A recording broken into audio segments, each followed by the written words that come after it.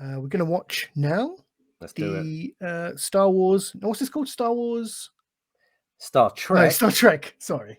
Star Strange Trek. New Worlds. Strange New Worlds. Beg your pardon. Yes, Strange New Worlds. Thank you, Jimmy. For anyone who doesn't know what this is the latest in the new Trek, which has been an absolute disaster. It is following Christopher Pike, Captain Christopher Pike, who was the captain of the Enterprise before James T. Kirk. He had his number one, who is a woman. I can't remember her name. She's played by the actress who played the original Mystique in the X-Men movies. And Spock as well was his science officer. The first episode ever of Star Trek was called The Cage. And it was like the pilot, and it had Christopher Pike as the captain. And then once they picked up Star Trek, they got rid of Pike and they brought in Kirk. And Christopher Pike had a terrible ending to his life. He ends up in a big box with 2 buttons on it. Green means yes and red means no. Terrible ending for this poor character. Sounds, I don't know, it's not too bad, not too shabby. Kind of like condensed your life down into like those 2 binary decisions. I'm all for it. Anyway, so where does this sit in like the so is this part is this like anything to do with like the J.J. Abrams stuff? Is it, no, I don't know. No, it's not. In Star Trek Discovery, which was the prequel, which was the first part of New Trek, it was the prequel to Kirk's Star Trek. In season 2, they introduced Pike and Spock on the Enterprise. Right. Then the whole series was Pike as a captain, and he was very, very good. The guy who plays him is called Anson Mount, and he was in the TV show The Inhumans, which was the failed Marvel TV show. And yeah, he was very good. The guy who played Spock was okay, and people liked him so much they went, let's do a series. Now, the really good thing about this, apparently, is going to be that it's a weekly episodic show where each episode is a different adventure, unlike current Star Trek, which is just one like 10-hour film. But the trouble is they've only got about 2 hours of interesting stuff, and then they stretch it over 10 hours of nonsense. Okay. So this okay. So is this, are we saying then that this is almost well, it's not a remake of the original classic series, is it? Because it's before then, set before then. Okay, so we're telling the tales of everything pre-Kirk then. Yes, but this is a different universe to the original because of J.J. Abrams' Star Trek, where they went back in time. The Romulans went back in time and killed Kirk's dad. So it's in that universe rather than the original universe. But it's all a mess and nothing is clear enough. And they're making an absolute mockery of all of Star Trek. Okay. But hey, I hope it's great. Best to put the law at the door, if you. I like that. I like what I've just done there, and just kind of enjoy it if you can as a series. I guess as a bit of Star Trek. There is a little bit of preamble on this video, but this is a trailer 2, which released, we think, a couple of weeks ago. Like I say, I haven't seen this. Jimmy hasn't seen this, so we're gonna let's react. Let's give our hot take on this. So share my screen. And away we go.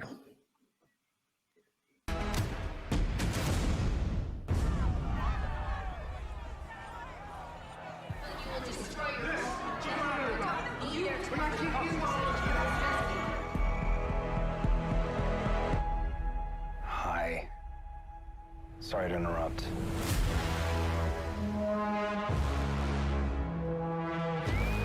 This is your captain? Our mission.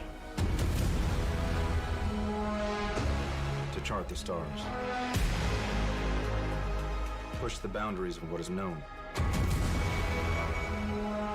And what is possible. I'm standing on the surface of a comet. I love this job. These people, this crew, I believe we can do anything. You wanted to seek out new life. Go where the aliens are. Your presence is blasphemy.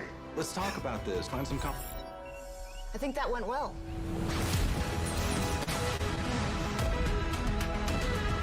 Perhaps we should kiss. That seems logical.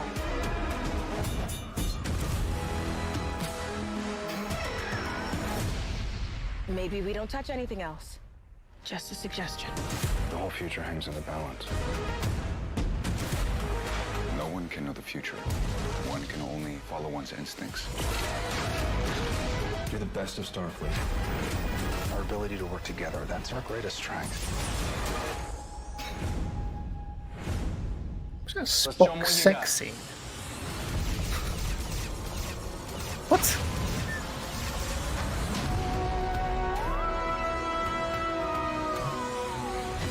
I like that.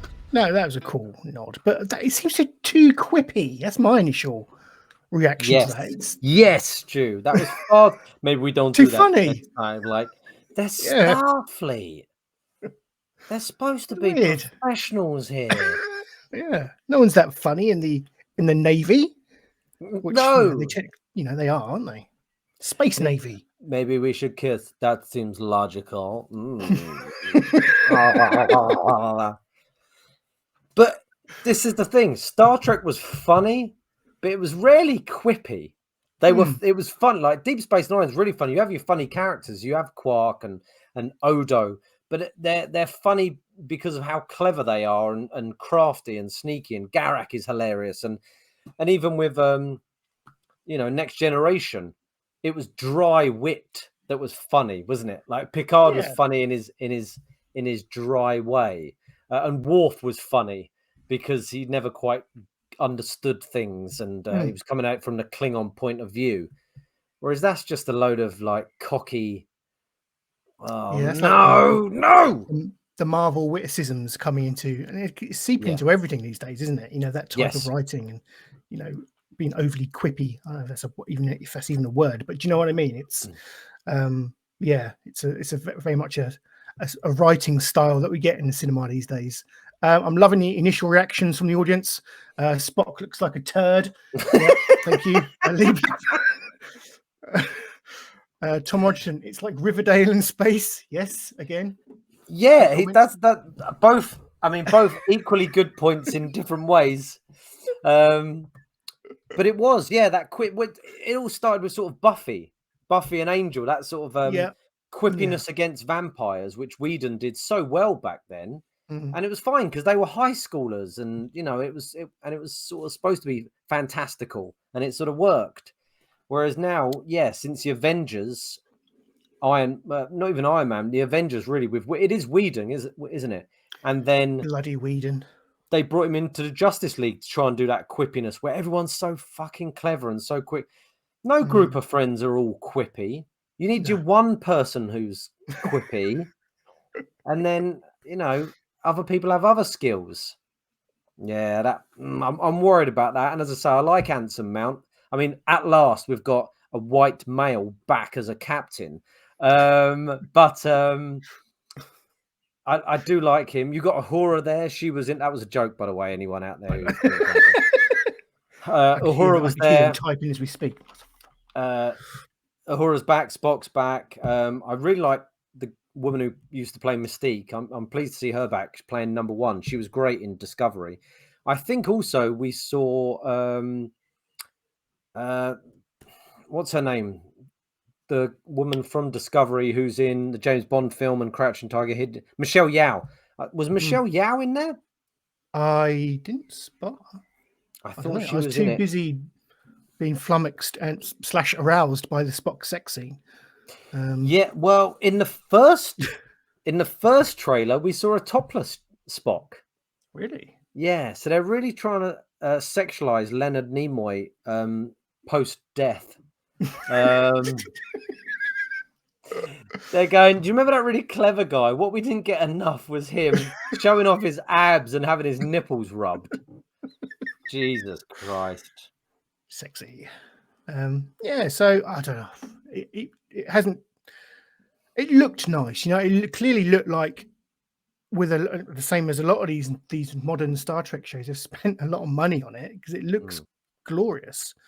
But I don't know if it ultimately if it looks nice, but there's nothing behind the you know, there's no meat to the bones. Yeah. It's just going to be a turd, like Lee Blackburn says. Yeah, I think they Spot got looks Picard's... like a turd. Show looks like a turd. That's the old saying. Yeah, I'm concerned. I'm concerned. It's been dropping. Star Trek is... Many people say Star Trek is dead. And loads of people said that about Star Wars. Star Wars is dead. I'll still watch it all because I love it and I want to love it. And when I was doing those Picard reviews and people were saying just another bearded, sexy guy slagging off New Trek. Yeah, quote, end quote. Why don't you watch something you do like? And that was always my thing, because I want to like it. I want to love it. So I'm going to keep watching it, hoping there's a good one. Because in the hope. Exactly. It's the hope that kills us, Jimmy. It belongs to us. Star Trek belongs to us. Stars belongs to us. Just give us something good. But I'm concerned about that, I'll be honest.